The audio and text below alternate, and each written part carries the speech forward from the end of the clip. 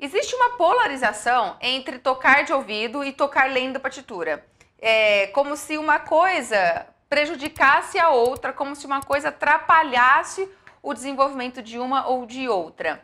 E também existe uma certa competição entre quem é melhor, o músico que toca de ouvido ou o músico que toca lendo partitura.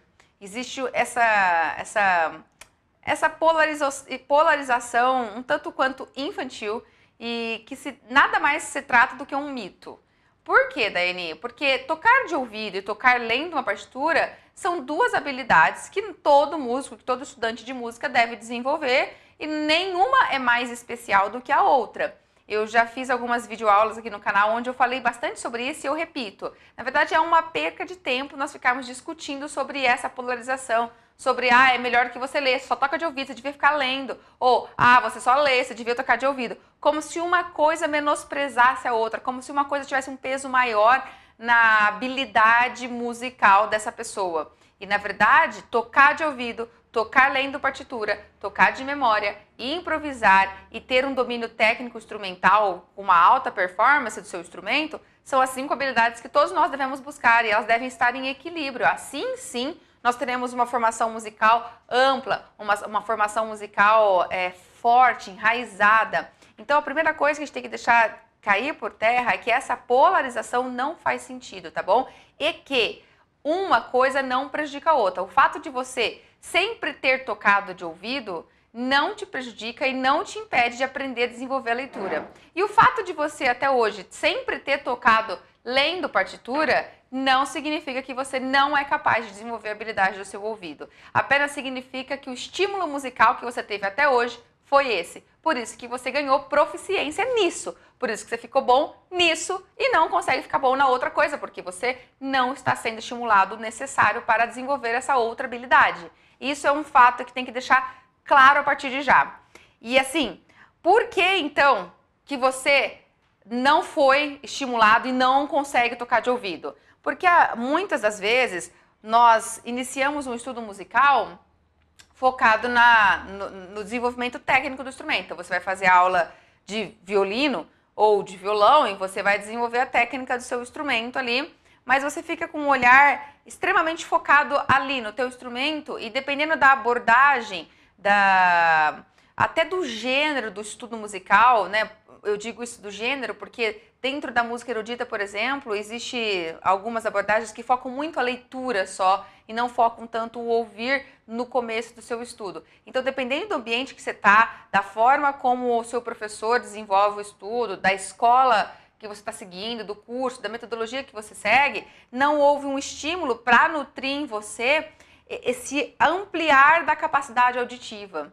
Porque a gente não nasce sabendo isso. Isso não é uma coisa nata, pronta. A não ser que você tenha ouvido absoluto.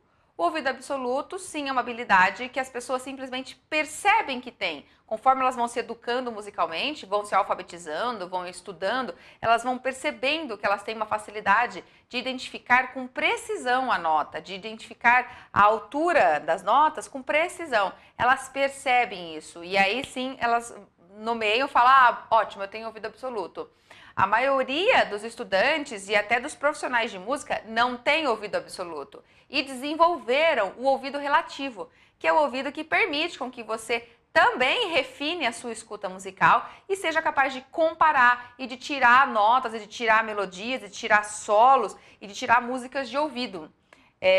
Não com a mesma precisão de quem tem ouvido absoluto, mas sim por uma comparação, por uma relatividade. Mas você desenvolve. Se você não desenvolveu até hoje, é porque você não teve acesso a esse estudo que nutriu o teu ouvido, que foi fazendo você perceber a música de forma cada vez mais do macro para o micro, fazendo você primeiro ouvir o amplo, né, ouvir a grande massa sonora e identificar quem é o instrumento solista. A guitarra está solando. Bom, você identificou uma coisa no meio da grande massa sonora.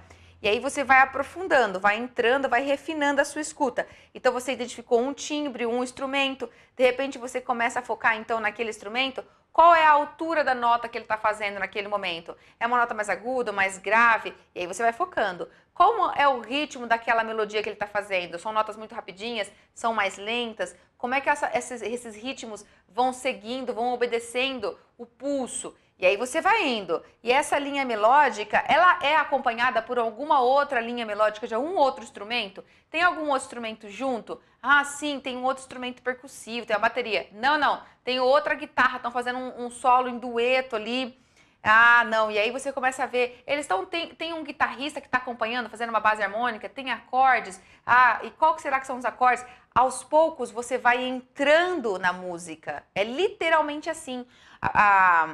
No nosso começo do nosso estímulo musical, a gente ouve um todo. Depois você vai entrando, você vai aprofundando, você vai entrando, você vai esmiuçando, como se você estivesse dissecando um animal, sabe? Você tira a pele, você vai vendo ali a musculatura e você vai refinando até você achar as veinhas e aí você vai vendo a fundo, sabe? Vai vendo as artérias, vai vendo cada detalhe da constituição.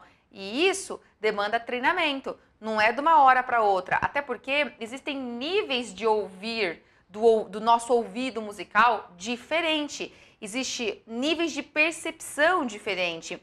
Nós temos o ouvido melódico que se desenvolve, o ouvido rítmico, o ouvido harmônico, nós temos o ouvido de textura, do contraponto, a gente vai ouvindo as vozes, a combinação, a relação entre essas vozes, a gente tem o ouvido de timbres dos instrumentos que vai sendo ouvido, a gente tem o ouvido da interpretação, da musicalidade, da sonoridade, dos detalhes da sonoridade. São níveis de percepção que nós vamos adquirindo conforme a nossa maturidade musical vai subindo. Então, não é de uma hora para outra, a gente não nasce sabendo isso.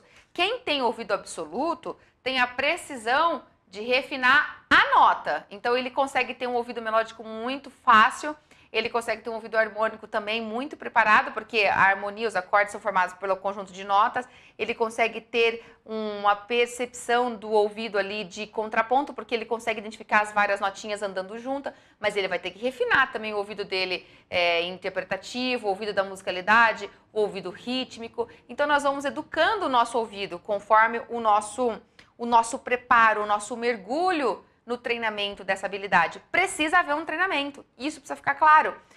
Não é de uma hora para outra e também não é parando de tocar a partitura, porque, eu só leio a partitura, então é por isso que eu não toco de ouvido. Não tem nada a ver. Não tem nada a ver. Você não toca de ouvido porque você não foi treinado, não foi estimulado nessa percepção. Você não foi estimulado a criar referências internas do que você ouve. Como que a gente cria essas referências internas? Nós memorizamos, a gente começa a aprender, e eu vou falar mais sobre isso ainda, mas a gente começa a aprender essas referências, comparações, a gente começa a perceber, comparar, e a gente vai memorizando padrões. E aí então, nós vamos sendo capazes de identificar e de reproduzir esses padrões. Mas tudo primeiro por uma audição muito atenta que vai te induzindo a uma comparação e depois você vai refinando, você vai memorizando e aí você vai tendo condições de depois perceber.